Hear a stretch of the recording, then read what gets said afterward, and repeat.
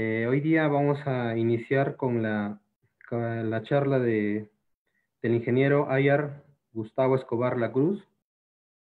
Les voy a resumir un poco sobre su experiencia, su hoja de vida. El ingeniero Ayar Gustavo es profesional de ciencias agrarias, cursó estudios de zootecnia y agronomía en campos complementarios como extensión rural, tiene diplomado en gobernabilidad y gerencia política y maestría en extensión agropecuaria, tiene una amplia experiencia en la elaboración, ejecución, evaluación, monitoreo y supervisión de proyectos de desarrollo con diseño participativo y sostenibilidad económica, políticas socioculturales y ambientales en zonas rurales con organizaciones de base, gobiernos locales, instituciones públicas, privadas y ONGs. Tiene bastante experiencia destacada en la facilitación de procesos de presupuestos participativos, gobernabilidad, planificación estratégica, fortalecimiento organizacional, negociación de conflictos e interaprendizaje con enfoque intercultural en asesoría, comunidades campesinas, asociaciones de productores y MIPES.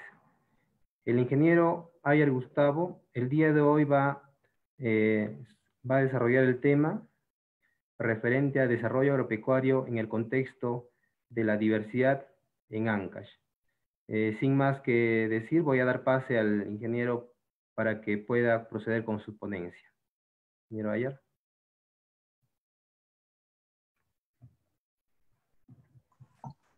¿Me escuchan? Sí, ingeniero. Muchas gracias, buenas tardes con todos los ingenieros presentes y las otras personas que nos están viendo. Un saludo para el colega Mauro y para Raimundo, que como él señaló, es un amigo de muchos años. Y me das la... Ok. A ver.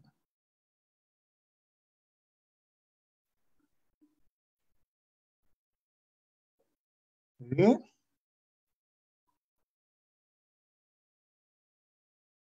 ¿Se puede ver la presentación? ¿Estamos? Bien. Me pidieron que hable sobre desarrollo agropecuario en contextos de diversidad en Ancash. Me he permitido preparar una presentación en la cual voy a hablar de aspectos muy diversos, muy complejos. Pronto a alguien le va a parecer que no son muy ingenieriles, pero yo creo que son muy importantes para todos. Y es por eso que quiero compartirlo, porque quiero que de alguna manera en este diálogo podemos llegar a algunas conclusiones y esto no puede ser. La estructura es la complejidad y la interdisciplinaridad, el contexto del país, las dimensiones de la realidad agraria y rural, la diversidad natural y agropecuaria de Ancash y los enfoques de desarrollo rural y las propuestas.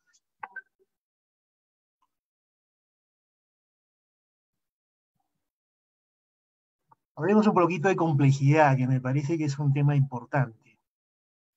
El análisis de la realidad se comprende mejor si se piensa en forma multidimensional, desde mi punto de vista, por cierto.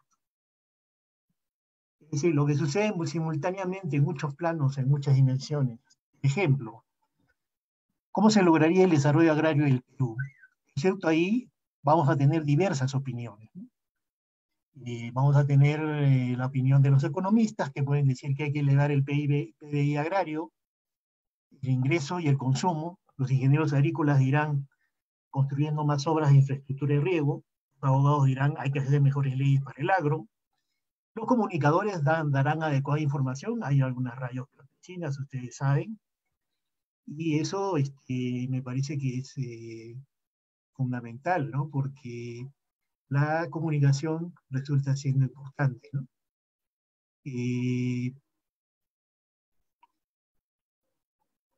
La interdisciplinariedad, bueno, acá quería hacer una tingencia, ¿no?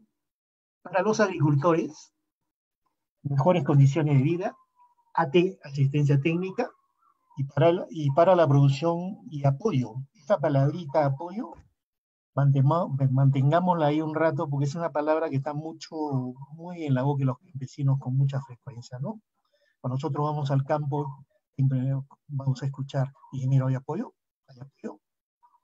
Y ese apoyo, en realidad, esa palabra tiene un trasfondo social y cultural.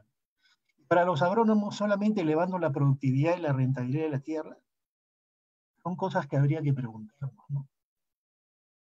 La interdisciplinariedad es algo que me parece fundamental.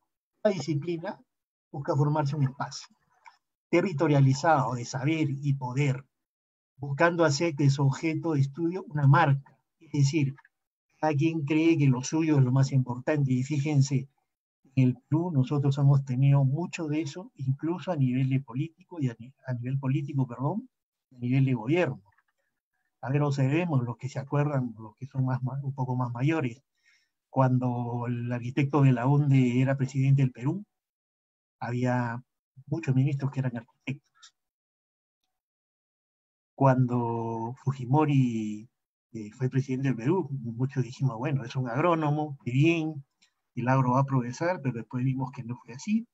Pero, por ejemplo, muchos cargos en lo que en ese entonces era Pronamach, se repartían de una manera indiscriminada, ¿no? Y esto hacía de que, digamos, hay una suerte de clientelismo entre los colegas, ¿no? Tú te vas para allá, tú te vas para el otro lado, tú te vas para este otro lado. Y esto creo que no obedecía a criterios estrictamente técnicos, ni de planificación, ni de comprensión del contexto, sino estrictamente políticos. Y lo político, yo creo que no es malo, ¿no? No es malo lo político. Pero creo que es importante comprender la diversidad. Hay conflictos de identidad, de interés y de poder entre saberes, ya lo señalé. Nos haríamos una pregunta: ¿desde qué punto de vista es más verdadera la realidad con el desarrollo agropecuario? Economía, política, sociedad, cultura, ambiente. Vamos a ver.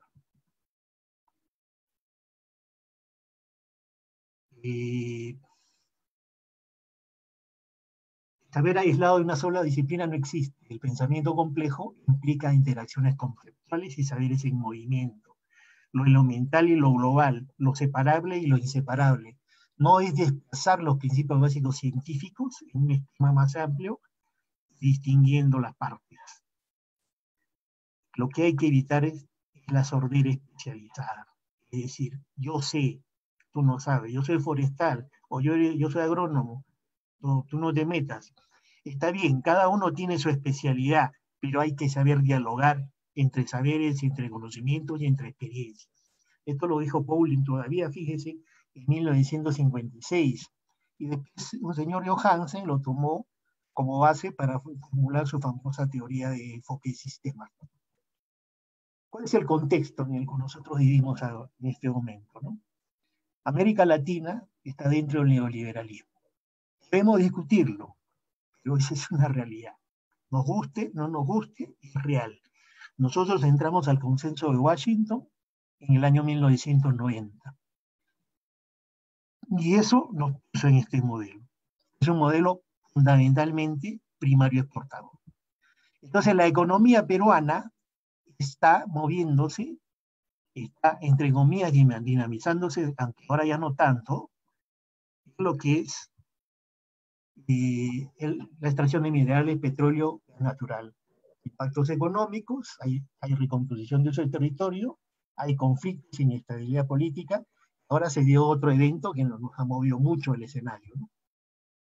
La dimensión es la realidad del agro y el desarrollo rural son estas. Puede haber más, ¿no? Económica, político-legal, sociocultural, ambiental y territorial. Y yo sostengo siempre, y yo creo que hay mucha gente que sostiene eso, las miradas unidimensionales no contribuyen a la solución de los problemas.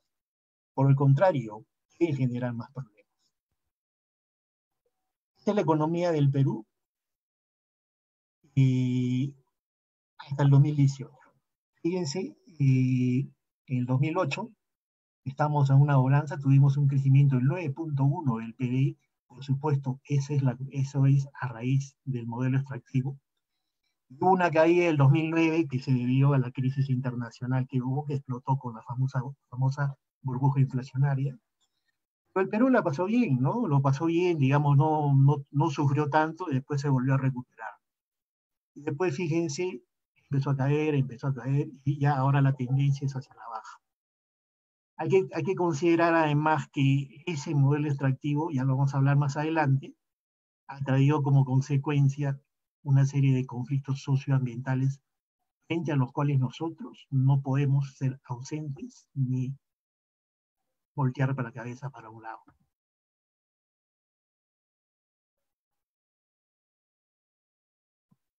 ¿Perdón? Y miren, eso ha sido la evolución del PDI agrícola, ¿no? Fíjense, ¿no? ¿Cuánto se invierte? O sea, ¿cuánto se mueve la economía en agricultura, ¿no? Fíjense qué tales vaivenes, ¿no?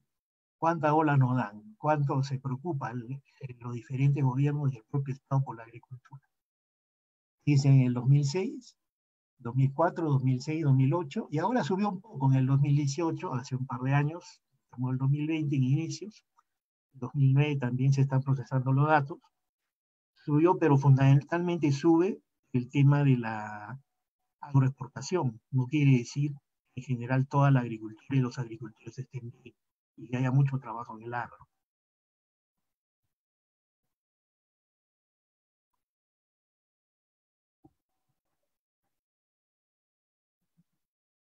¿No? Sin embargo, observen esto, esta es la minería, las columnas rojas son minería, y el PDI, lo celeste, y el subsector minería es lo rojo. Y fíjense cómo ha ido creciendo desde el 2018, 2016 cómo creció, pero también empezó a bajar, ¿no? Pero fíjense, ¿no? Lo agropecuario da el 39%, ocupa el 39% de la PDA. Por esto es que se dice que el, el Perú es un país agrícola porque mucha gente está ocupada en esa actividad, mucha gente se dedica a esa actividad, aunque ahora esto está puesto en cuestión a partir de que el país también se está desruralizando. Y fíjense en la minería, 1%. Estos son datos del INEI desde el 2018. No ha cambiado mucho en el 2019.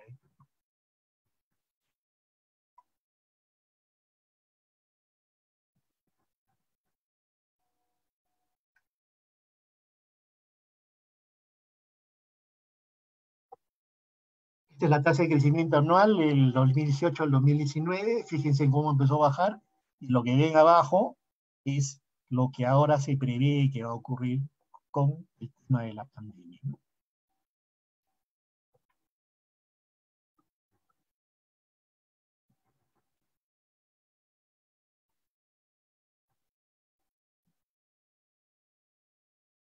Esta la pega en Ancash al 2017, ¿no? Observen que estamos dividiendo entre 4 zonas. Zona 1, zona 2, zona 3, zona 4. La zona 1 es la costa, básicamente, incluyendo Payasca, Sierra. La zona 2, Guará, Guaylas, el Callejón. La zona 3, Bolognesi, Recuay, Cruz Daija. La zona un poco sur. La 4, una parte de Conchuco, Sivas, Pomabamba, Mariscal Luzuriaga, Corongo.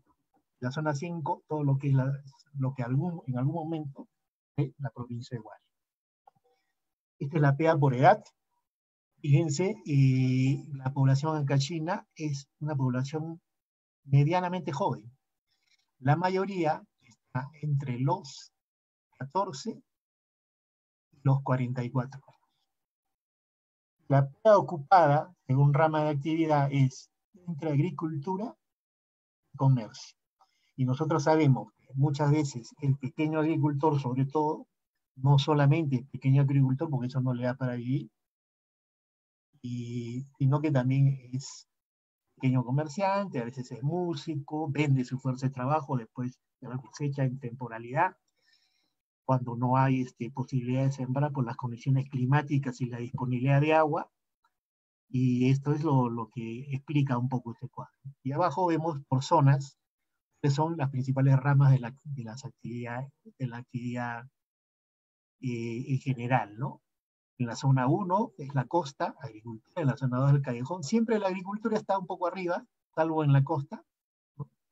está otras actividades como el comercio, la pesca. En la zona 3, que es zona sur, es mucho más todavía.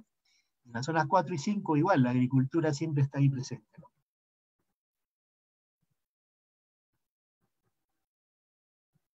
A ver si me dan pase. No avanza la...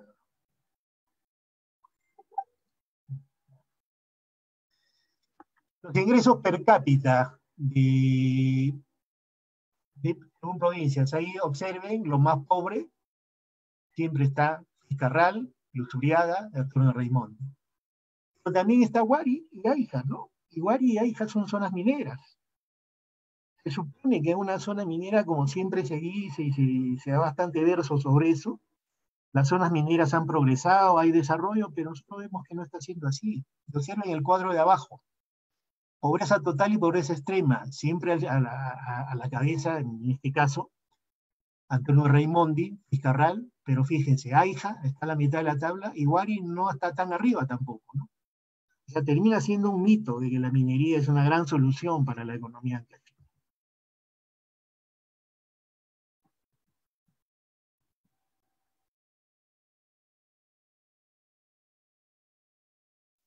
Observen acá también la tasa de crecimiento y proyección de la población. Fíjense cómo la sierra, sobre todo, se va despoblando.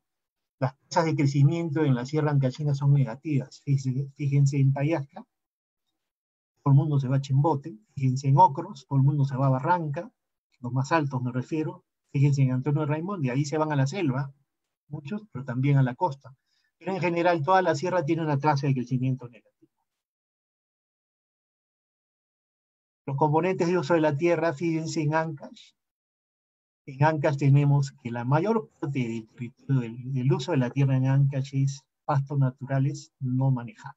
Es decir, pastos que están siendo usados de manera extensiva por lo general.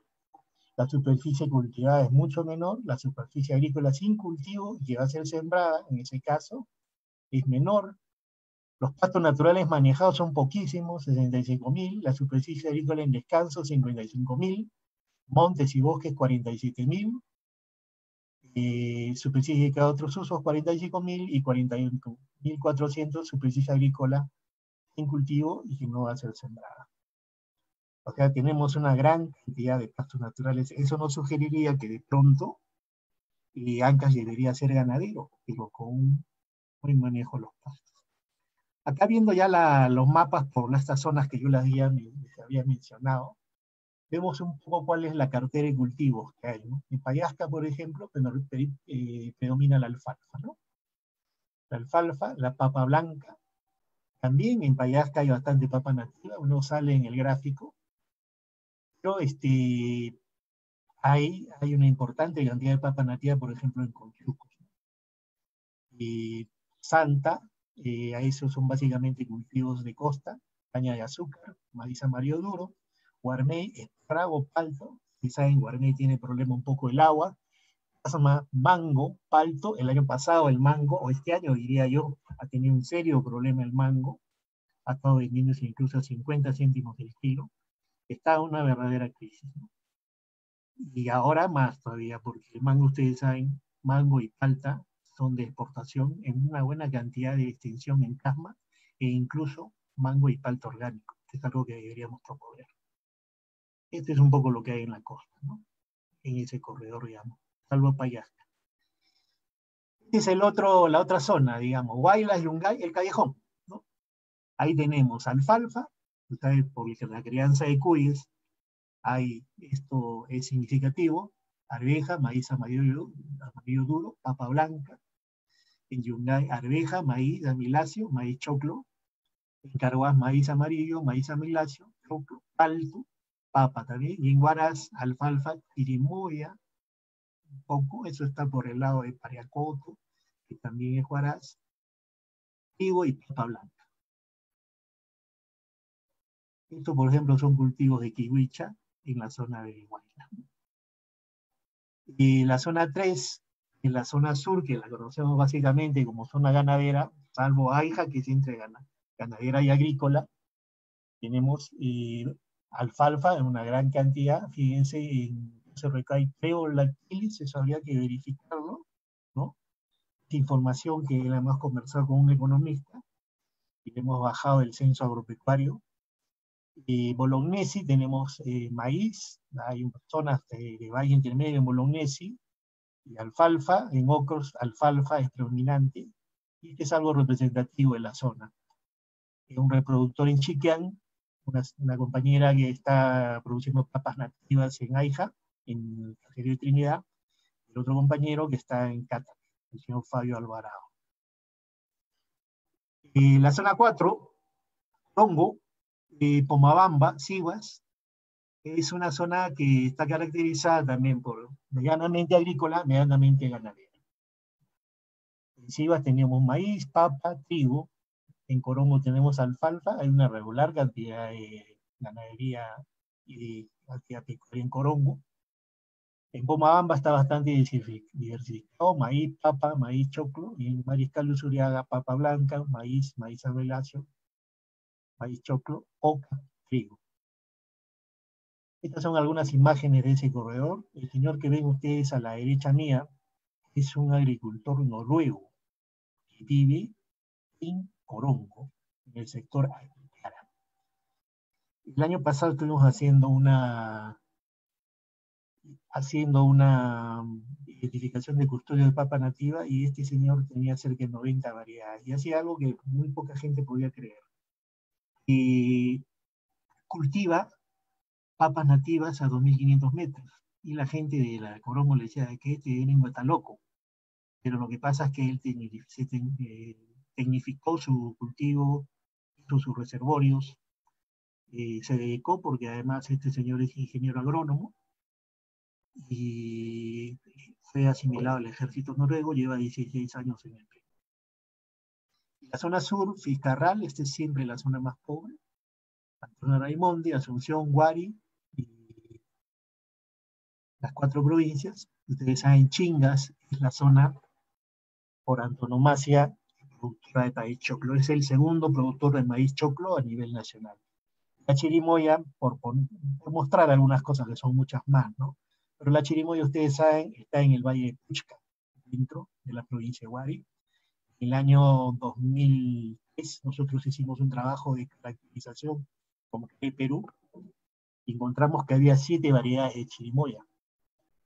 Pero hay chirimoyas hasta de 3 kilos. Pero cuando nosotros hicimos una pasantía con la gente hacia los mercados de Lima, fuimos al famoso Cumbe, que es una productora de chirimoyas en el Valle del Rímac, en el Valle de Otao. Nos encontramos con que ellos ya tienen suscrita la marca, tienen inscrita en Indecopi la marca, perdón, y ellos solamente tienen 3 variedades y nunca venden a los mercados. Estamos hablando de los grandes almacenes, de los supermercados, chirimoyas de más de 800 gramos. Pero por la falta de manejo, había pues chirimoyas de todo tamaño. Nosotros cuando preguntábamos, y ese árbol, ¿desde cuándo está ahí? No, me dice ingeniero, el árbol está de mi abuelito, ¿no? El abuelito tiene 80 años, le cae una chirimoya, lo pica el pájaro y sale otro arbolito ahí. Entonces no había un manejo, y tampoco había lo que se llama el cultivo comercial, por ejemplo, de siembra de 3 bolillos, con el sistema 3 bolillos, ¿no? Sino que todo el mundo sembraba como cerco, como podía. Los que conocen el Valle de Puchca habrán ido. Ha cambiado un poco, hay un señor en Paucas que tiene ya una plantación importante, pero lo que hacían generalmente es, ¿verdad?, que la fruta en sazón, cosechaban, salían con su canastita ahí a la carretera y se lo vendían al Sandoval, al río Morna, los buses que pasan por ahí, ¿no? Esta ganadería, la mayor cantidad de especies de ganaderas que hay en Ancash son bovinos, 680.000, vacunos 275.000, porcinos 188.000, caprinos un poco menos. Llamas, fíjense, tenemos solamente, alpacas 5.066 y llamas 726. Es algo que para mi opinión deberíamos pensarlo, porque como vieron hace un rato, la mayor parte del territorio ancashino son zonas de pastos no manejados. Y en estos pastos no manejados podrían estar muy bien los camelios americanos siempre que se haga una caracterización y evaluación de los tipos de vegetación y de las condiciones de pastizal que existen, porque, por ejemplo, las alpacas necesitan oconales o bofedales, y las llamas están en algunos, pastorean muy bien en pastos tipo alto y pastos duros, y no comen otras especies. Pero, por ejemplo, las llamas compiten con los vacunos porque consumen los pastos altos. Los ovinos un tanto con las alpacas, porque las alpacas siempre tienen irse hacia el bofedal. Pero algo que no tenemos en general en Ancash es una ganadería ordenada. En general es una ganadería bastante desordenada. Ayer yo estaba en un conversatorio sobre el terremoto y en un momento salió el tema y yo dije, miren, hace algunos años yo tuve la idea de hacer una evaluación de la actividad ganadera en las zonas de amortiguamiento del Parque Nacional Huascarán, porque hay políticas para la zona de amortiguamiento según el plan maestro, porque uno de los problemas principales en el país es justamente la degradación de praderas en el país, y por supuesto Ancash no es la excepción. Entonces, queremos nosotros evitar que ese proceso de degradación se dé, y sobre todo en el que es un gran problema el comité de usuario, los comités de usuario de pastos, zonas muy degradadas, tenemos que empezar a hacer un manejo ordenado de la ganadería. Es algo bien complejo, pero hay que hacerlo. Bueno, estos son los corredores económicos que usualmente se destilan. Fíjense, la costa está conectada bastante con Corongo, Payasca y Siguas, el Callejón y los Conchucos. Dimensión política. A veces, generalmente a los colegas no les gusta hablar de política. Algunos dicen, no, la política, no, política no, por favor. Pero por favor, la política está en todo. Aristóteles dijo hace 2000 años, el hombre es un animal político. Justamente la griega acuñó ese término griego polis, ciudad. Es el arte de ejercer el poder para tomar decisiones. Implica la aparición del Estado, del gobierno y la relación gobernante-gobernado. Fíjense, nosotros hemos tenido diversos gobernantes de diversas especialidades. Hemos tenido abogados, ingenieros civiles, ahora tenemos un ingeniero civil, pero ¿cuántos de ellos realmente? Bueno, tuvimos por ahí un tipo de, algunos que no han sido nada, pero eso tampoco yo creo que le hace, ¿no? Hay una cosa que se llama sentido común, que es el más común de los sentidos. Entonces, lo que no hemos tenido son personas que tengan una visión holística, integral, perdón, de la realidad, una interpretación adecuada de lo que nosotros vivimos, de nosotros mismos como sociedad, de nuestro entorno natural. Entonces, la política implica la aparición del Estado del gobierno, decía yo, y es la fuerza que mueve a las sociedades, nos guste o no nos guste. Nosotros estamos inmersos en la política desde el momento que uno va al mercado y reclama por un precio de una fruta, ya está haciendo política porque está haciendo la política de proteger a su bolsillo. Todas las circunstancias importantes pasan por una decisión política, todas sin ninguna duda, como ahora, por ejemplo, la gestión de la pandemia. Son decisiones políticas. Entonces, obviamente lo agropecuario tiene que ver con lo político. Pero lo que pensamos de la política es esto, ¿no? El político roba, el político es mediocre, el político es un cuchillero, no te dice la verdad. Bueno, comprémonos el pleito de cambiar esa realidad, ¿no? A partir de una interpretación correcta de la realidad.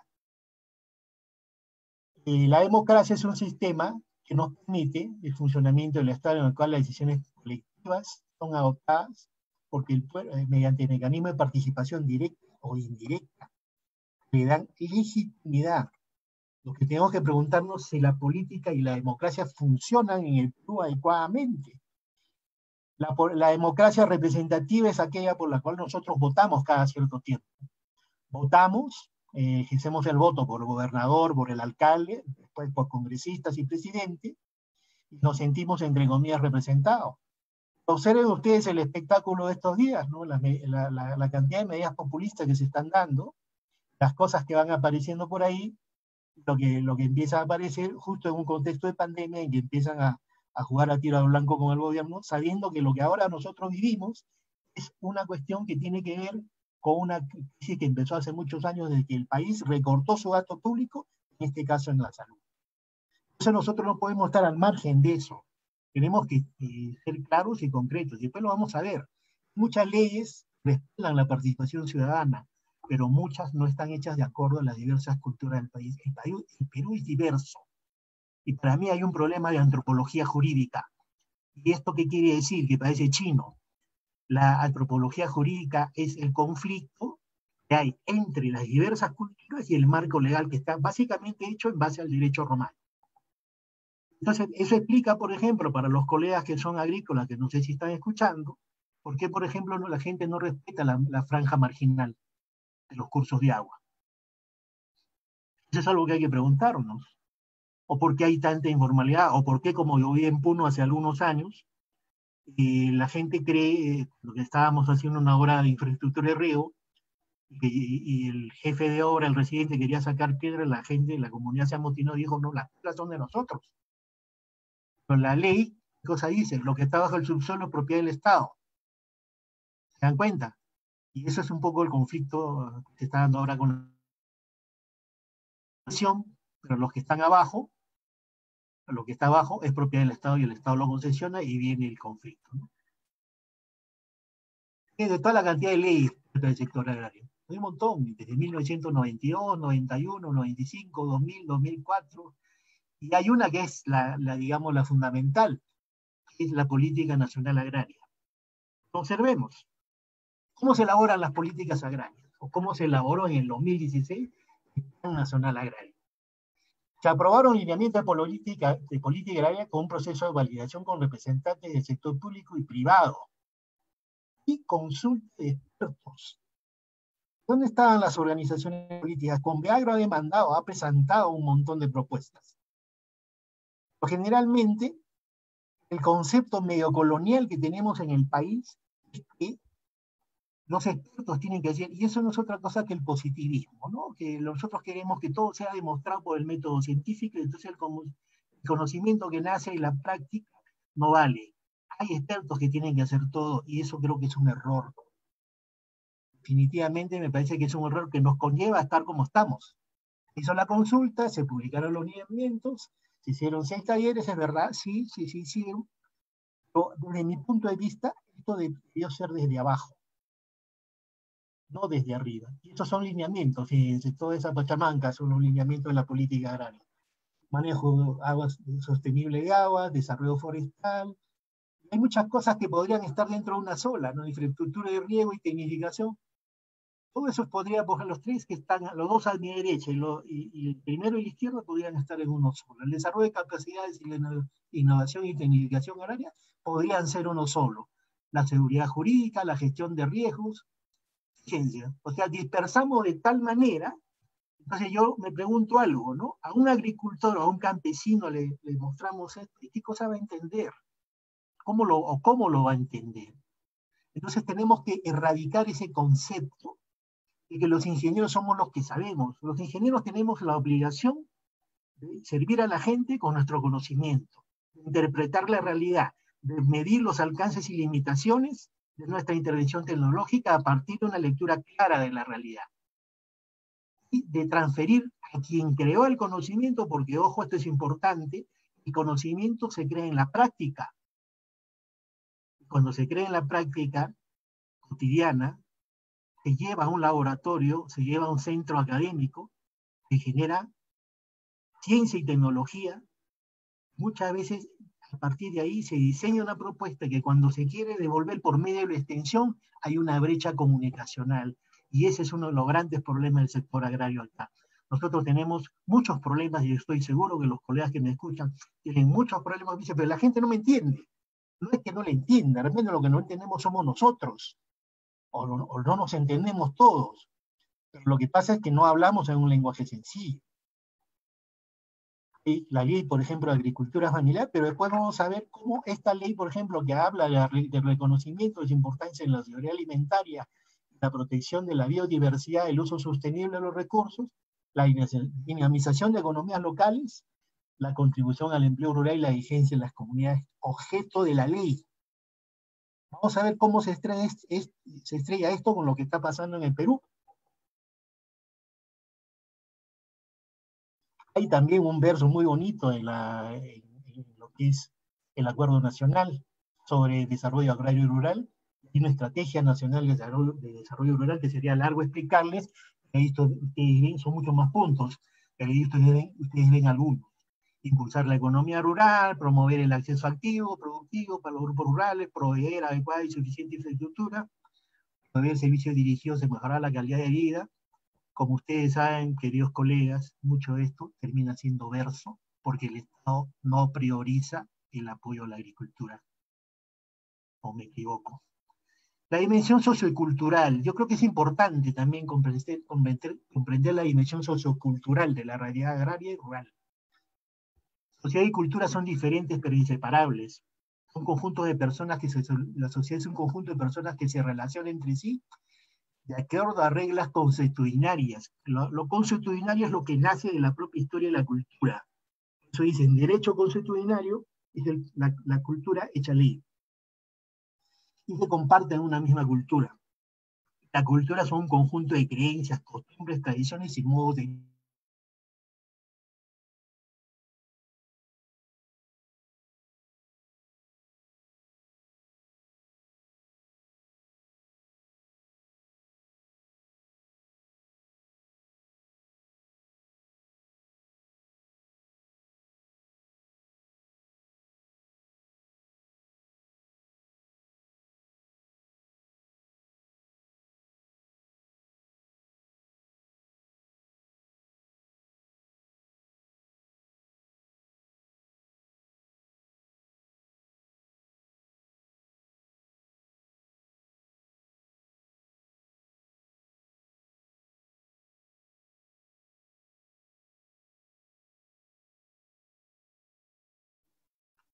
Que se fue la comunicación, la conexión, perdón. ¿Me escuchan ahora?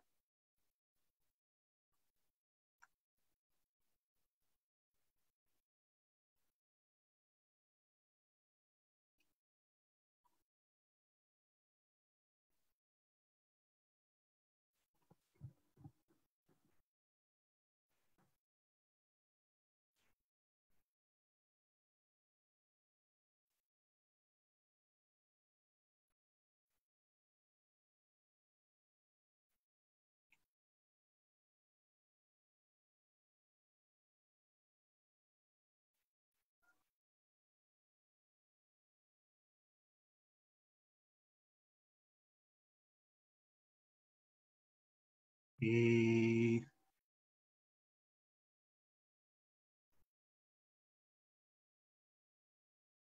¿Me pueden escuchar, no? ¿Escuchan? ¿Sí?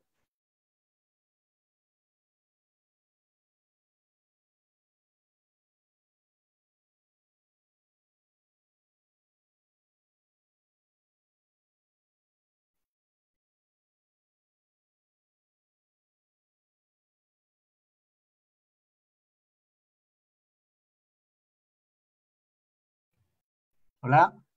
Sí, adelante, ingeniero, lo escuchamos. Perdón, creo que se cortó un momento, ¿no? Sí, sí, pues. Bueno, bueno. Me había quedado en la dimensión sociocultural y estábamos hablando de la cultura como conjunto de creencias. Y ahí empezábamos a ver que el Perú es culturalmente diverso y Ancash es diverso. A ver, veamos.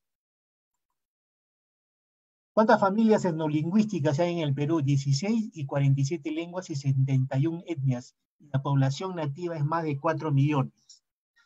El idioma expresa situaciones comunes más o menos permanentes que viven los miembros de un grupo humano, crea vínculos de identidad. Es decir, el idioma no es solamente un conjunto de vocablos. El idioma es una expresión hablada de la comprensión del entorno y de las relaciones sociales. Esto es importante, fíjense, el mapa de, el mapa de lingüístico del Perú. El quechua que se habla en Ancash es el Huaylas con Chuco Huayhuash, según algunos lingüistas. Yo he tratado de ubicar y he preguntado a especialistas como el doctor José Antonio Salazar, ¿existe un mapa etnolingüístico de Ancash? Y no existe. Y eso es algo que deberíamos construir. ¿Por qué es importante la cultura? Hay patrones culturales y costumbres. Fíjense, en Perú hay 3.500 variedades de papas nativas. En Ancash hay algo de 600. El año pasado estuvimos haciendo un trabajo de ubicar a los custodios. Esto lo hicimos con una ONG de Huancayo que se llama Yanapay. Ubicar a los custodios de papa nativa para incorporarlos a esto. Les anuncio, si no lo saben, hay una asociación de guardianes de papa nativa en Perú.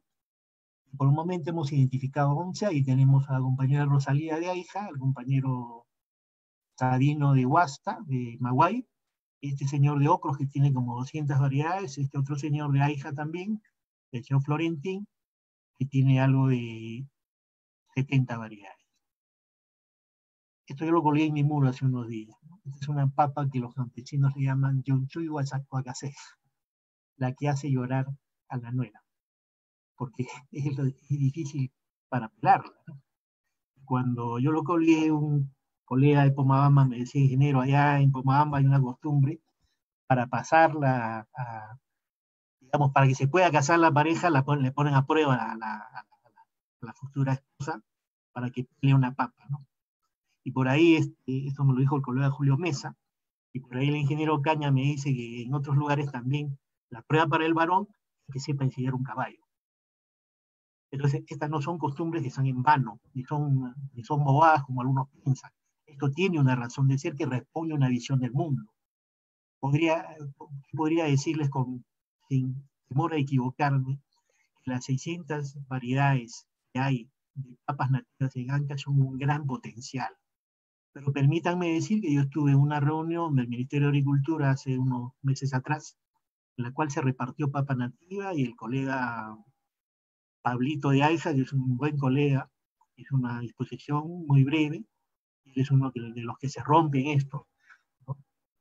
Pero se repartió papa nativa, entonces yo me fui ahí porque quería identificar a los custodios y me di con la sorpresa de que los que estaban ahí pues no eran custodios, ¿no? Sin ninguno. Hay un señor de Tauca, por ejemplo, y me decía, no, nosotros no cultivamos, pero claro, se reparte la papa nativa como casito. No puede ser eso, no puede ser.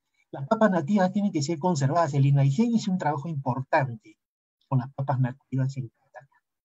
Parte de eso yo he recogido con un señor de Cata. Gracias al colega Frank Maguiña, no sé si me está escuchando, me pasó una relación importante, tuvo a bien hacerlo. ¿Qué se ha hecho con eso? ¿Qué ha pasado después con el INAIGEN? El INAIGEN tomó un rumbo demasiado, no sé si el científico es la palabra, porque lo científico es también muy integral. Yo no sé, pero yo veía que la cuestión de la relación con la población les interesaba muy poco. Según me comentaron algunos colegas, este trabajo se abandonó. Yo debo decir, por ejemplo, no hubo un concurso para presentar propuestas, yo presenté una propuesta para hacer la investigación de la percepción sociocultural, retroceso glacial de la comunidad Cruz de Mayo, no fue aceptada, que INAIGEN ya tenía sus proyectos hechos. Entonces, eso es justamente lo que debemos evitar, hacer nosotros los proyectos sin consultar a la gente, porque eso está destinado al fracaso. Hay cosas, ¿no? Hay cosas interesantes que ocurren. Por ejemplo, esto se llama la chayasca y la virlancha, esto yo lo vi en Puno, cuando se hace la señalada del ganado, de las alpacas. Esto es un sacrificio de un animal y muchas veces son los mejores machos que sacrifican el pago a la tierra. Se les hace mirar las entrañas al sol y si el corazón sigue latiendo, quiere decir es un buen año. He sido testigo en la comunidad de Molino Capilla en Puno, cómo agarraron a los mejores machos y los sacrificaron. ¿Y yo qué iba a decir como zootecnista? No los maten porque son los mejores. No puedo hacer eso porque de pronto me sacrifican a mí también. Son costumbres. La gente tiene razón de hacerlas. Para que esas costumbres las pongamos en análisis y de última en discusión, tenemos que acercarnos a la gente y entender por qué lo hace, no prejuzgar como suele ocurrir muchas veces. Es importante también señalar el papel de la mujer en el ámbito rural. Esto lo dijo el señor Martínez Corona. La mujer tiene una actividad importante en el ámbito rural, en lo productivo, en lo reproductivo y en lo comunitario. Esto no se puede dejar a un lado. Las mujeres usualmente son depositarias de la cultura y la economía, aunque ustedes no lo crean, es verdad que hay una cultura patriarcal. Yo una vez estuve en las alturas de Xuclúi, en la asamblea, todos los hombres estaban adelante y las mujeres atrás cuchicheando en quechua, ¿no? Las mujeres muchas veces no hablan, pero ningún varón, yo les aseguro, toma ninguna decisión si no le consulta a la mujer. Eso yo lo firmo. Y es así. Hay lugares donde sí ya hay mujeres que son presidentas de comunidades, como en Aquia, por ejemplo, donde ya ha habido presidentas comunales. Una de ellas con problemas, es cierto, pero esto tiene que cambiar porque la mujer cumple un rol importante, porque tiene que posicionarse, porque además, desde mi punto de vista, la cultura patriarcal es una cultura heredada de la colonia que tiene que ver mucho con la imposición de la religión. ¿Vimos? Entonces, para mí hay un choque de racionalidad que es un tema que tenemos que resolver entre la relación del hombre y la naturaleza. La naturaleza tiene un valor de uso, una utilidad en sí mismo o un valor de cambio. Es decir, utilizamos los recursos para producir más plata, utilizamos para alimentarnos, como ahora está pasando, ¿no? Ahora que estamos viendo, necesitamos producir para alimentarnos. Entonces vamos a tener que volver a la tierra. Entonces, ¿de qué estamos hablando? Tenemos que poner en cuestión ese paradigma. Yo creo que no se puede seguir como estamos porque ese es un paradigma impuesto. La dimensión territorial ambiental es importante porque nos permite comprender el ambiente. La cuestión ambiental para la producción agropecuaria es súper importante, no se puede dejar a un lado. Tenemos factores abióticos, bióticos, temperatura, clima, etcétera. Los seres humanos que somos parte del ecosistema, no estamos afuera, somos parte de, y muchas veces somos los que horadamos, erosionamos más al ecosistema. Kuhn ya lo dijo hace muchos años, todavía a fines de los 50, decía de que los ecosistemas se desestabilizan muchas veces por agentes externos. Esos agentes externos hacen que el propio ecosistema busque su equilibrio, su estabilidad, expulsa eso, y no sé eso sea lo que está pasando ahora. Nosotros hemos maltratado tanto a la naturaleza que la naturaleza nos está castigando. Las regiones geográficas que tenemos en Ancash, fíjense todo lo que tenemos. Tenemos desde el mar hasta las cumbres más altas que están acá en Ancash. Algunos dicen por ahí, yo trabajé un tiempo por Siguas y por ejemplo hay una zona ahí que se llama Jocos, que está muy cerca del río Puruguaya, en el límite, es un río que da hacia el Marañón, y se produce coca. Y algunos dicen por eso de que Ancash tiene algo de selva alta. Pero tenemos muchos pisos ecológicos y esos pisos ecológicos nos dan también una posibilidad de hacer muchas actividades, una gran agro y biodiversidad que deberíamos aprovechar. En vez de estar pensando en mapear todo el territorio con minería, no salir de ese esquema. Estas son las zonas de vida que siempre se estila usarlas, son muchas en Ancash, hay que leer, hay que interpretar. Pero fíjense en esto, este es el Perú. El 14.07% del territorio está concesionado a la minería. En Ancash, perdón, el 58.9%. La mancha verde clara que se ve al medio del departamento es el Parque Nacional Huascarán. Fíjense todo lo demás. Ahora, por cierto, todas las concesiones no están activas. Y los puntos rojos, esto es fuente de Cooperación, pero Cooperación lo bajó esto de Geocadmin, son las concesiones otorgadas, los puntos amarillos son los petitorios. Porque estamos hipotecados a la minería. Entonces la pregunta que yo me hago es esta. ¿Podemos hacer agricultura o producción agropecuaria con un territorio mapeado de esa manera? Podemos hablar de Cochas, podemos hablar de Sierra Azul, en algún momento viene una empresa minera y nos pone en cuestión que ese territorio estaba concesionado, y entra el conflicto, la discusión con la comunidad para que le den la licencia social. Eso es lo que tenemos que preguntarnos. Eso yo sostengo que a nivel, es una opinión muy personal, que los colegas tenemos que poner en cuestión el modelo extractivo. Tenemos que ponerlo en cuestión. Fíjense cómo estamos. Fíjense cómo están algunas provincias. Miren cómo está Payasca. De pronto es por eso que la mayor parte de Payasca se va. Vieron que la tasa de crecimiento poblacional en Payasca es la más negativa de todo el departamento. Ahora, alguien me dirá, y seguro espero que lo pregunten, Si yo creo que puede convivir la minería con la agricultura, hasta ahora se ha demostrado que eso no es viable hasta este momento, porque lo que ha ocasionado son a la fecha 280 muertos. Y eso no es una externalidad, como dicen los economistas neoliberales. Fíjense AIJA, 91.35. Fíjense Corongo. ¿Dónde están los jueces del agua? Claro, yo fui a Corongo hace poco nomás, en diciembre estuve en Corongo. Y hablan algunos ahí, pero ya se sienten pasos, como se dice. ¿Qué vamos a hacer? ¿Cómo vamos a afrontar esta situación? Mi territorio ya está concesionado y aparece una empresa, me quiere comprar mi conciencia y mi necesidad porque quiere sacar el mineral que hay debajo del medio y mandarme a vivir a otro lado. Este es Huari, bueno, ya lo sabemos, San Marcos, ¿no? Antamina quiere seguir creciendo. Este es Huaraz. Fíjense, Cochabamba, yo estuve hace un par de años en Cochabamba haciendo el diagnóstico ambiental y había un serio conflicto ahí con una minera. La agricultura está seriamente afectada por el modelo extractivo en Ancash. El principal conflicto es por el acceso a los recursos de agua y tierra y la introducción de la agricultura convencional. Es decir, lo primero, esta foto es de la cuenca de Ayash. Observen en la parte alta, es la presa Relague. Ayer celebramos los 50 años del terremoto de 70, del cual yo fui testigo. Hace, si no me equivoco, en el 2015, esta presa estuvo a punto de destruirse. Sacaron a la gente de Ayash Huaripampa, de Ayash Pichú, de Centro Pichú, la sacaron a la 1 de la mañana de su casa. ¿Eso es justo? Entonces la gente está muy caliente porque además ahí hemos detectado nosotros, o sabemos nosotros me refiero, ahora les voy a explicar, hicimos un trabajo de investigación con Fundación Eder, hay gente que tiene contenido de metales pesados y esto nunca se ha aclarado, y lo digo claramente, nunca ha aclarado a la empresa Antamina que este río está contaminado. No quieren aclararlo porque dicen que ellos tienen más parámetros que la IRESA, la San Marcos, que es en Sopas. Eso no puede ser.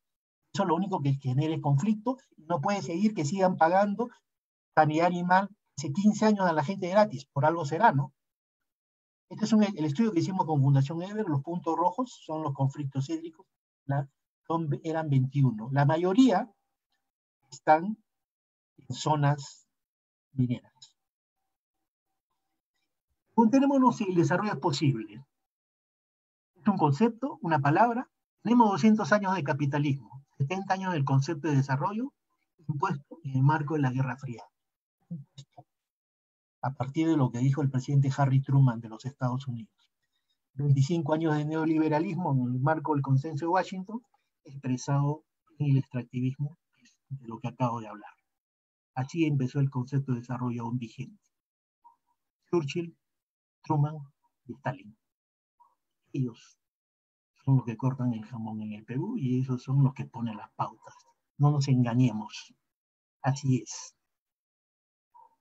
Entonces después vino esto, ¿no? La pulseada entre la Unión Soviética y los Estados Unidos, y eso motivó la guerra de Vietnam, la carrera espacial, la famosa Alianza para el Progreso, los que somos un poco mayores, yo tengo 59 años, yo recuerdo haber visto todavía acá en Huaraz los vales celestes con ese logo de la Alianza para el Progreso, que no era otra cosa, pasarle la mano a la gente para dejar que le imponga su tecnología y su dominación económica. Y la Revolución Verde, que es algo que nos ha afectado a todos, que nos ha hecho creer que el campo no puede producir y este no es con pesticidas, semillas mejoradas, fertilizantes sintéticos, créditos y ahora semillas transgénicas, que es un tema que lo podemos discutir, maquinaria y préstamos. Nos tienen del cuello. ¿Qué es más importante? ¿Es lo mismo que crecimiento que desarrollo? Obviamente que no. Se suele decir confundir los conceptos.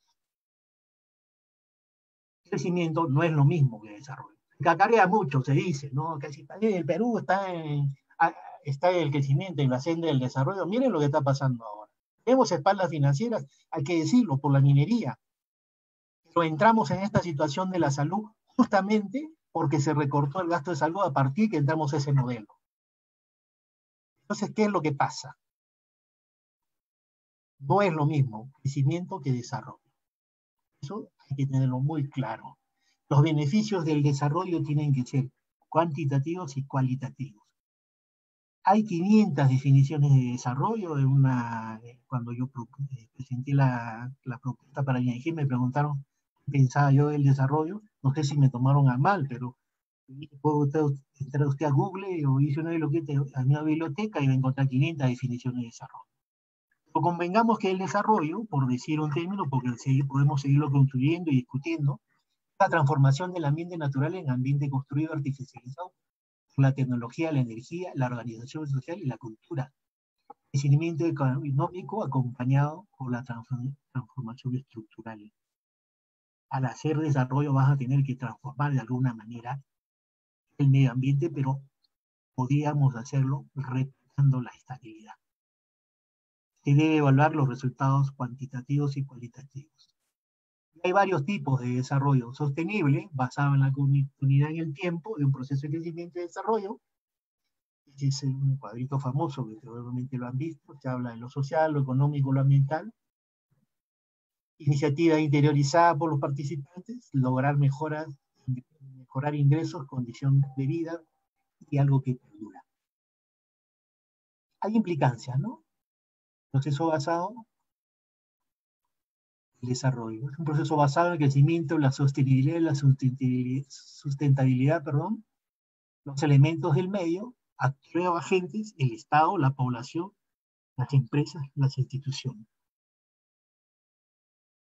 El desarrollo se sustenta, es sustentable, hay sustentable, sostenible, sostenido, y está basado en el crecimiento. O sea, el crecimiento es importante para el desarrollo, pero solo el crecimiento no nos lleva al desarrollo, así lo queremos ver. Y hay impacto siempre. Eso es lo que me parece que en mucho tiempo, mucho tiempo hemos tenido, ¿no? Seguimos teniendo desarrollo sostenido. Alguien lo sostiene, ¿no? Alguien está ahí atrás de nosotros y somos dependientes. Viene Oxfam, viene la cooperación internacional. Yo he trabajado para la cooperación internacional buen tiempo y les puedo decir que, como decía José Martí, he conocido al monstruo en sus entrañas. Porque nadie viene acá gratis. Como dice mi señora, el queso libre solo en la ratonera. Entonces, ¿qué pasa? Siempre estuvo a cambio de algo, ¿no? Por eso que cuando yo escucho a alguien que dice, oiga, pero están viniendo los neozelandeses, los ingleses, los norteamericanos, eso está perfecto, ¿no? Pero ¿qué nivel de autonomía tenemos nosotros para recibir esa cooperación internacional, para proteger nuestros recursos y para generar nuestra propia tecnología tamizando lo que se nos propone? Observen lo que pasó en el proyecto Huascarán. No sé si alguien se acuerda, ¿no? Pero eso hace poco nomás. Se fueron los supersabios, el famoso glaciólogo no me acuerdo su apellido, pero lo trajeron de Estados Unidos, un señor ya mayor. Cuando bajaron del Huascarán, que lo habían perforado, y era un proyecto interesante, por cierto, ¿no? Estudiar a partir de las capas glaciares los procesos a través del tiempo, ¿no? Los procesos ecológicos, los procesos antropogénicos, etc. Los tomaron, los retuvieron en la comunidad de Guayao. ¿Por qué?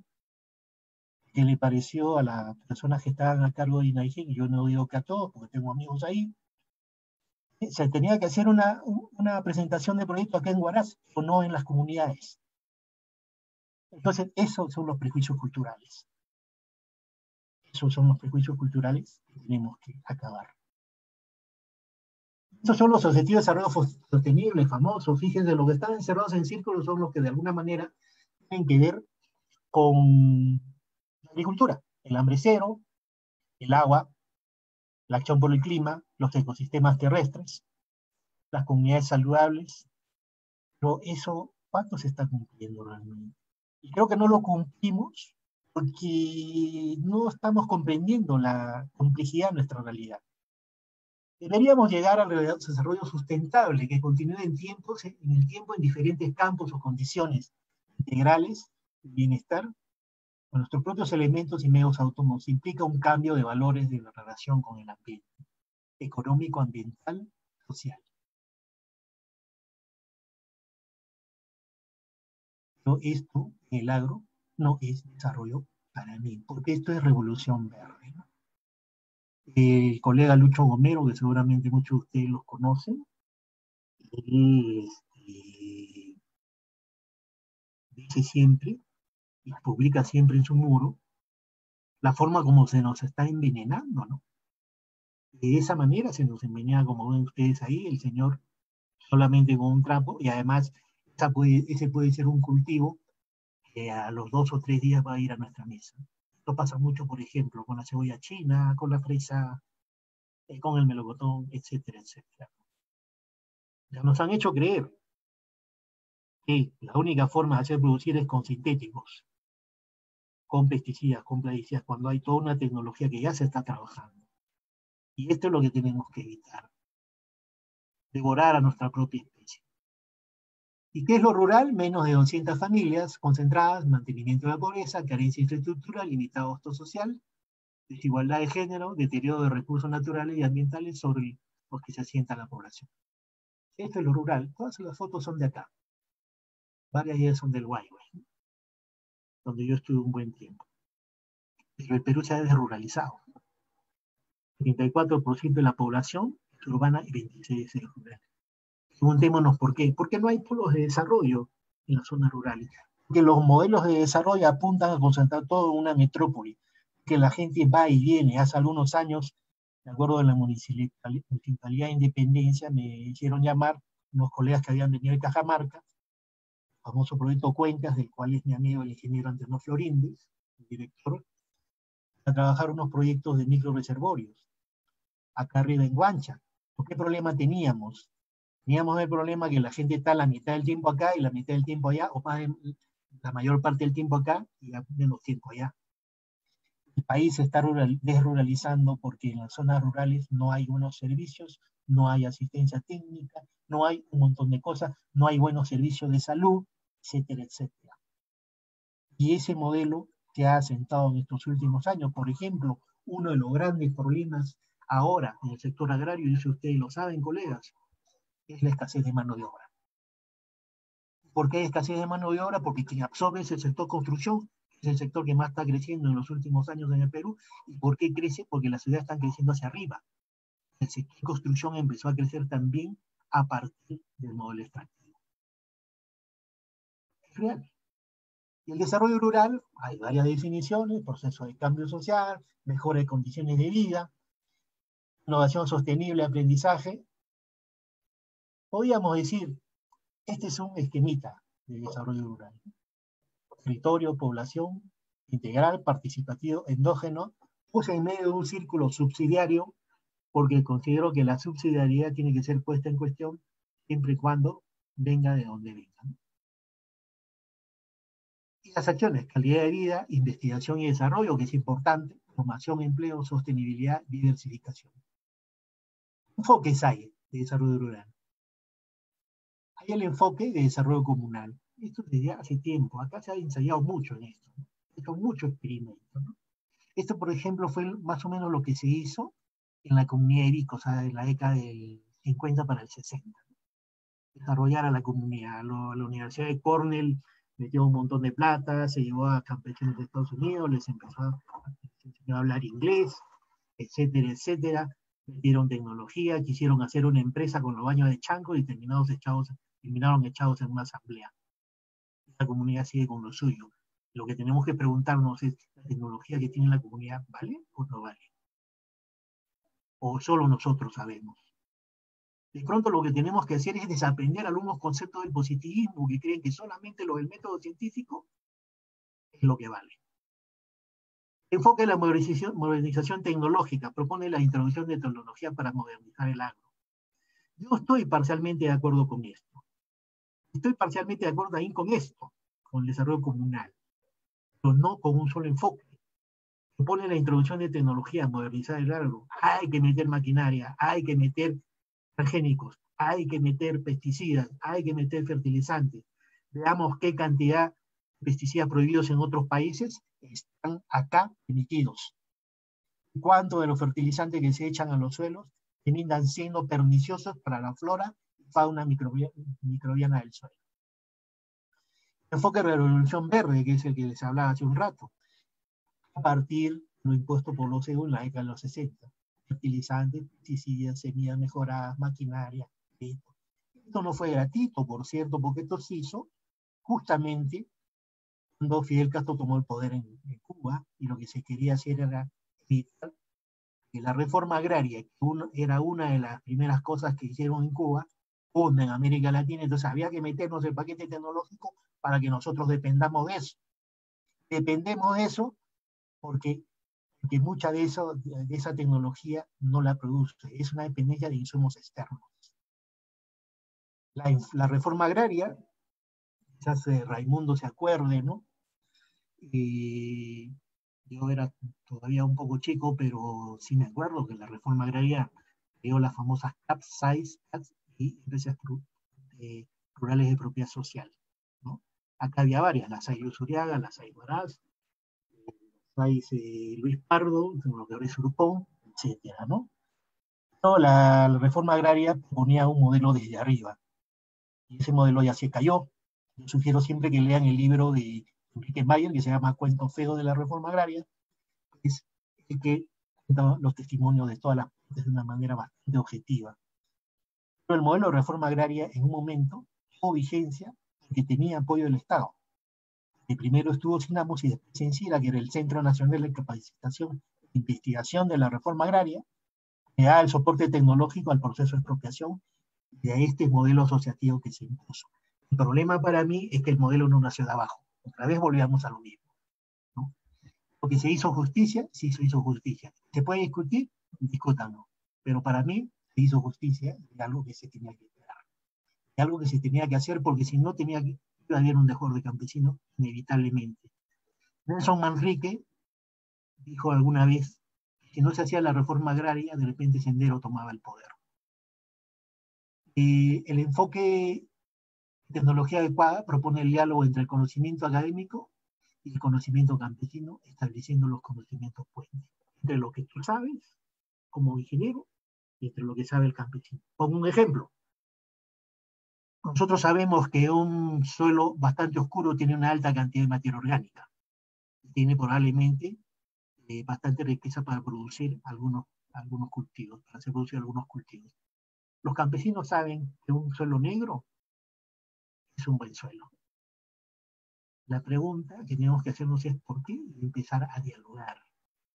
Algunos deben conocer, por ejemplo, el majadeo, que es este redil plegable que se hace dormir al ganado, bovino generalmente, casi siempre ovino, y se hace dormir al ganado, se deja que esté ahí, y donde defeca el ganado, el ovino, después se siembran las papas.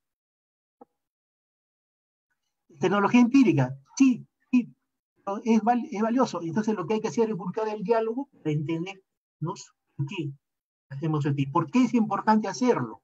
Es importante hacerlo, ¿por qué? Porque cuando se diseña así un proyecto, esto nos permite asumir responsabilidades compartidas, porque si no, es el proyecto del ingeniero, no es el proyecto del campesino.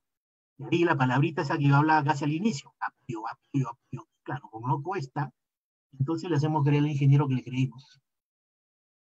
Pero si yo le digo, mira, vamos a hacerlo dos, y todos vamos a ser responsables, entonces la responsabilidad es compartida. Hay un enfoque de agricultura campesina que propone el desarrollo de la agricultura campesina y familiar, que también es interesante. El de la economía de mercado, como ustedes ven, por ejemplo, en Caraz, ¿no? En Caraz tienen los cultivos de arándanos, ¿no? Y pasan hacia Lima en camiones, etcétera, y que varios de nosotros consumimos, ¿no? Eso no es un enfoque para todos los espacios. Como ustedes se podrán ir dando cuenta, los enfoques dependen también de los contextos, no son para todos igual, ¿no? Pero ¿qué es lo que está haciendo el Estado por lo general, ¿no?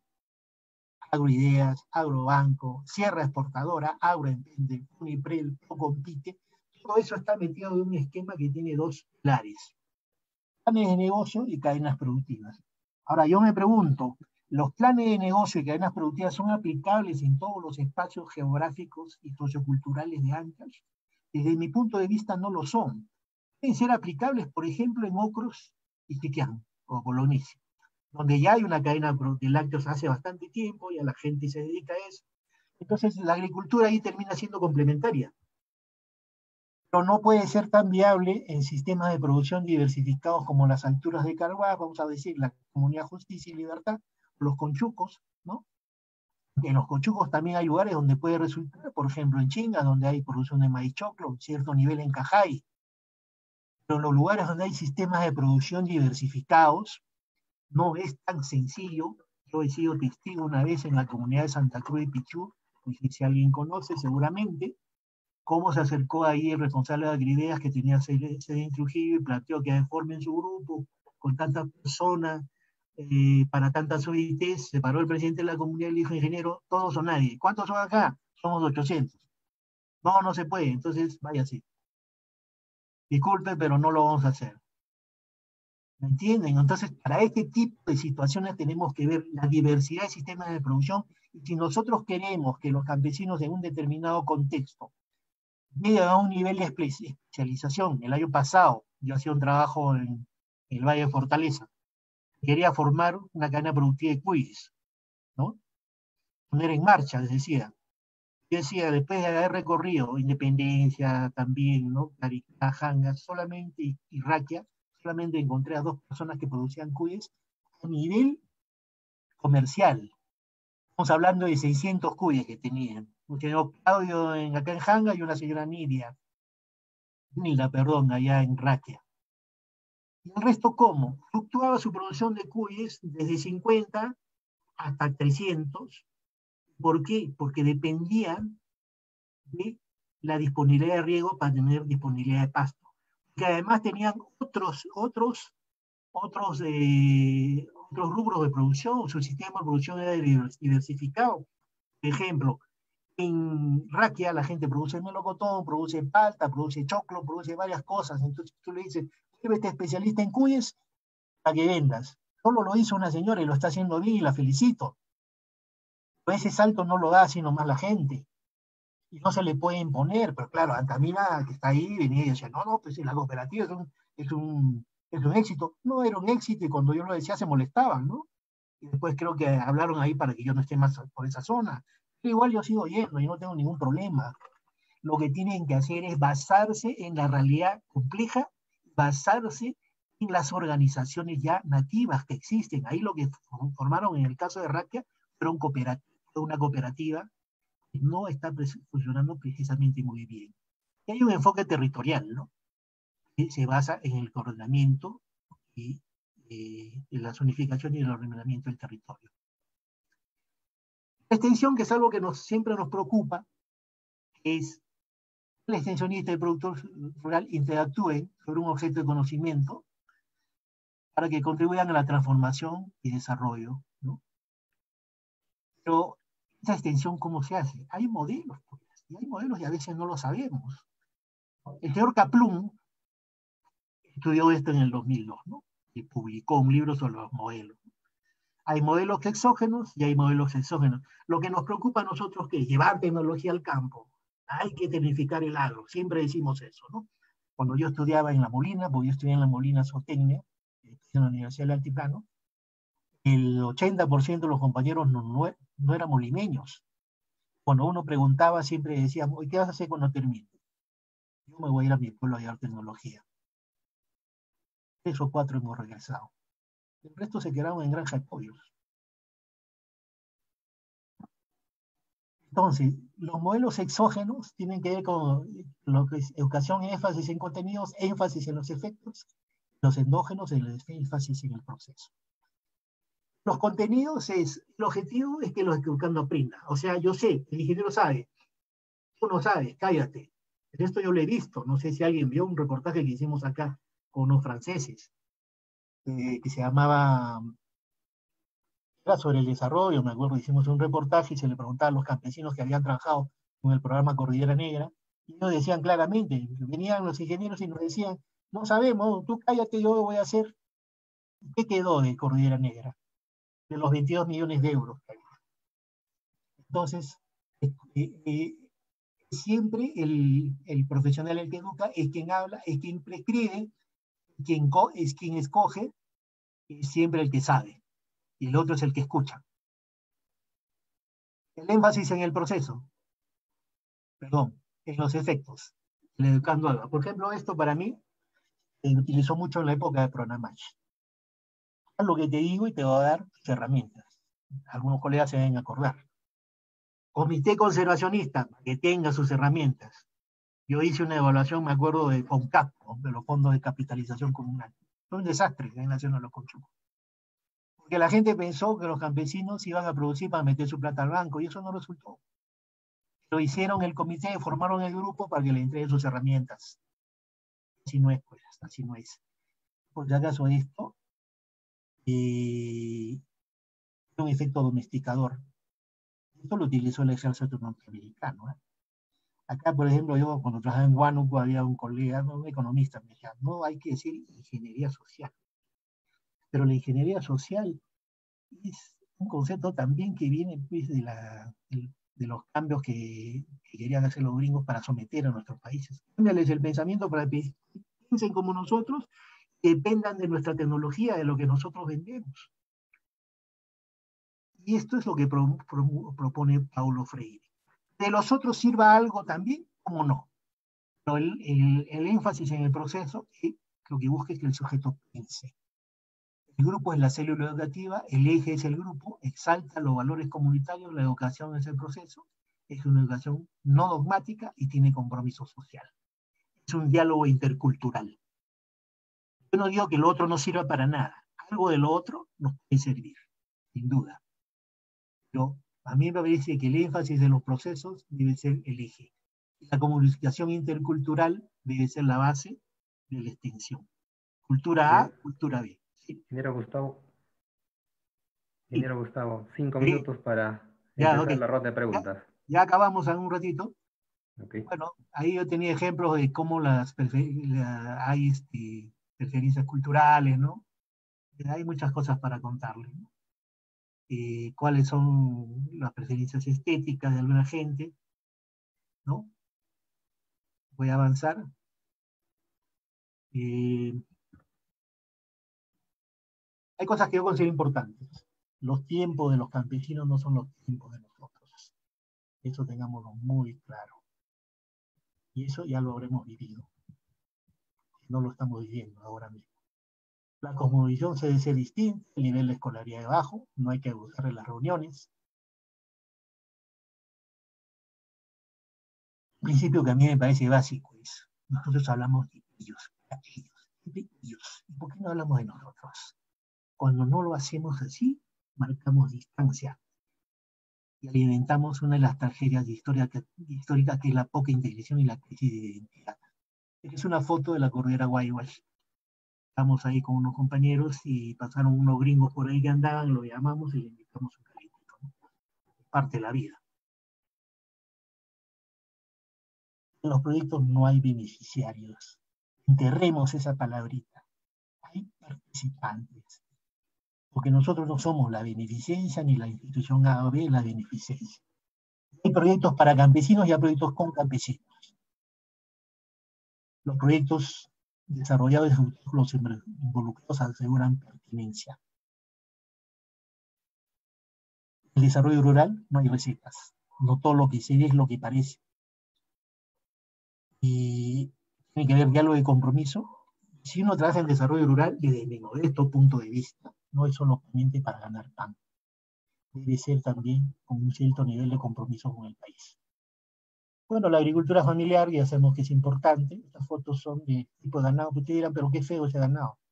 Pero ese ganado, si lo mejoramos a partir de los cruces de ganados de ese mismo tipo, mejorados de ese mismo tipo de otro lugar, vamos a tener ganado resistente con nuestras condiciones. Esto lo ha hecho la Universidad de Huamanga hace muchos años.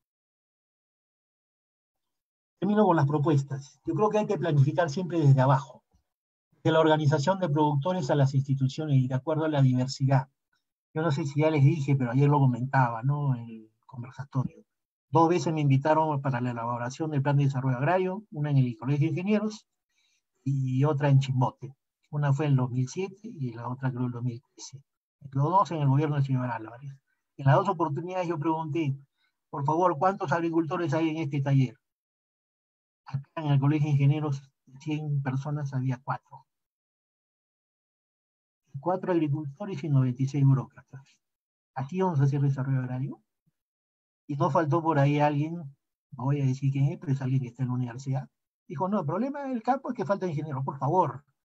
El problema del campo es un problema de campesinos, es un problema de productores. Nosotros estamos en la obligación de acompañar a la gente y poner nuestra tecnología, nuestro conocimiento al servicio de la gente. Fortalecer las organizaciones en un país agrario, no solo minero. Hay que poner en cuestión el modelo extractivo desde mi punto de vista. Hay que entrar al diálogo intercultural y revalorar la tecnología tradicional en la extensión basada en los procesos con los conocimientos gente, como señalaba hace un momento. Valorar la experiencia de hay experiencias positivas, no todo es malo, nunca estamos en el punto cero, esto lo decía el doctor Claverías hace tiempo. Hay experiencias que han sido interesantes, como los proyectos de infraestructura social, pero también depende cómo se hagan y quién los haga. Takuwin ha sido la continuación de eso, pero darle el contenido social a los proyectos con lectura de contexto y con diálogo con la gente. Zonificación económica, ecológica y ordenamiento territorial, eso es fundamental, eso debe ser una exigencia. El Colegio de Ingenieros debe manifestarse desde mi punto de vista. Siembra y cosecha de agua, diversificación económica, promoción de la agroecología, esto debe ser política de Estado y esto debe ser política del gobierno regional si me está escuchando algún funcionario. Estamos comiendo veneno, eso no puede ser. Tenemos que acabar con eso. Y hay propuestas para eso y hay experiencias por eso. Hay una PEA, bien que mal, hay una asociación de productores ecológicos de Ancash, hay pequeñas experiencias de productores ecológicos acá en Ancash, hay emprendimientos pequeños como, por ejemplo, Tierra Amada, como por ejemplo lo que hace la colega Sandra Guisa de Soria, etcétera, etcétera. Entonces no podemos estar en ese plan de hacer todo lo que es tecnología convencional, manejar y preservar la agrobiodiversidad, como ya dije, las nativas, por ejemplo, establecer una agenda de políticas locales, regionales y nacionales orientadas a la pequeña agricultura. Podemos integrar la agricultura con otras actividades. Si el turismo, por ejemplo, en Chacas, yo trabajé un par de años, iba y venía. Chacas tiene un gran potencial turístico y se pone el turismo verdaderamente en valor, no solamente para ir a ver lo que hacen los artesanos, los curas, sino para ver la belleza paisajística. Debe ser el turismo una locomotora que jale a los otros dones, entre los cuales, por supuesto, está la agricultura. Hay muchos hoteles en Chacas, pero casi nunca se llenan. Fortalecer la formación de los estudiantes de ciencias agrarias con una lección integral, esto sí me parece fundamental. Yo he leído las currículas y casi no hay nada de ciencias sociales. No sé si estoy seguro, no sé si mi amigo Giancarlo Diestra me está escuchando, pero en ingeniería agrícola no he visto ni un curso de ciencias sociales. ¿Y sobre qué? No sé, la tecnología no va a salvar al mundo.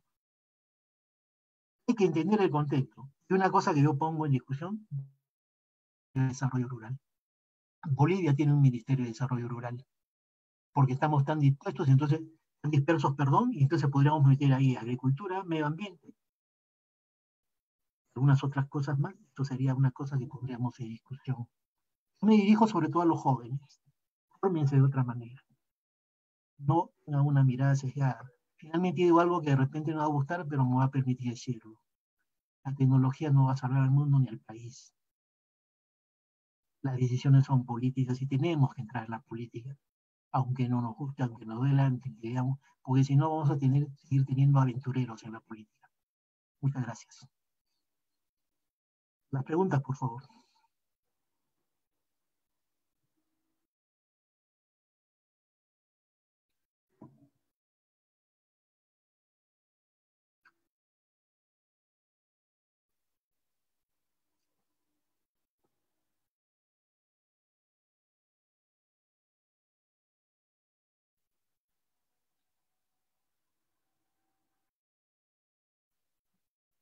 Estoy al tanto de sus preguntas.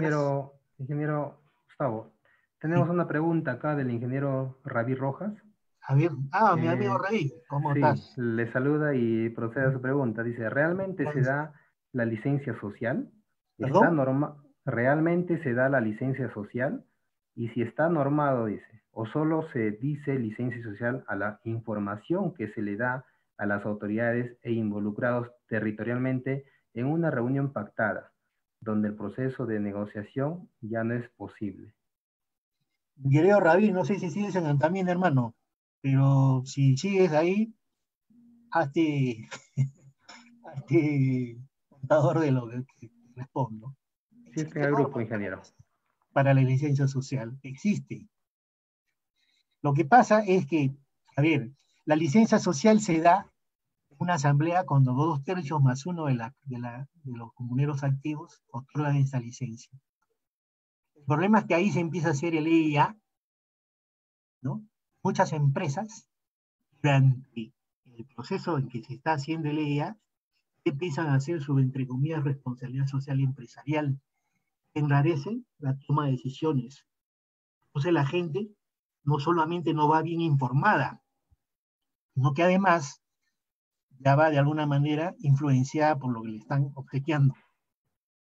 Entonces, la licencia social es algo que está puesto en cuestión, mi querido Rabí, está puesto en cuestión. No se da en el verdadero sentido de la palabra. Y yo creo que si realmente la minería quiere ser un actor importante en el desarrollo del país y de Ancash, tiene que ser un actor más, no el principal, no el que ponga la pauta.